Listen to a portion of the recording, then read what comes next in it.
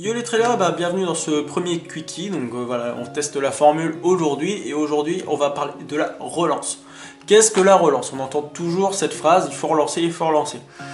La relance, en fait, c'est le fait que après qu'on ait fait un effort un peu plus intense, par exemple dans une montée ou qu'on s'est mis à marcher, on va repartir en courant.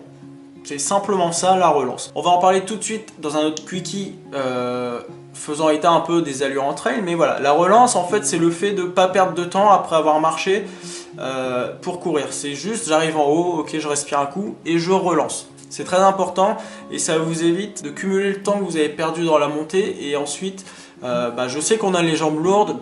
C'est assez difficile, mais du coup, de relancer aussi parfois, ça refait circuler le sang et ça permet d'alléger un peu les jambes. Ça paraît étrange, mais ça a des vertus quand même assez agréables au niveau des jambes.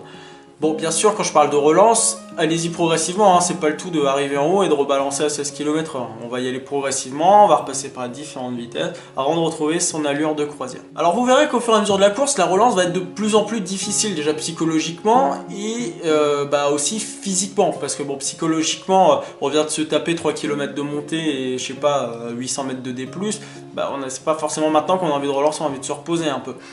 C'est la stratégie qu'il faut avoir aussi dans les allures de montée, c'est de ne pas aller trop vite pour garder un peu de jus pour quand on est en haut pour pouvoir relancer sainement. Et pareillement, quand je parle de physique, après c'est que au bout d'un moment déjà on a les jambes lourdes en arrivant en haut d'une montée, alors d'autant plus si on la fait trop vite et qu'on est essoufflé, c'est vraiment pas le truc à faire, on en parlera dans le deuxième quickie qui viendra je pense dans 3 jours. Mais du coup voilà, préservez-vous. Et pensez toujours à relancer parce que c'est à ce moment-là qu'on évite de perdre un maximum de temps sur une course. C'est psychologiquement difficile mais ça vous permet aussi de continuer à avancer parce que quand on commence à marcher, les kilomètres passent plus. Et que même si on relance juste à 7, vous relancez quand même. Et ça c'est le principal, de continuer à avancer.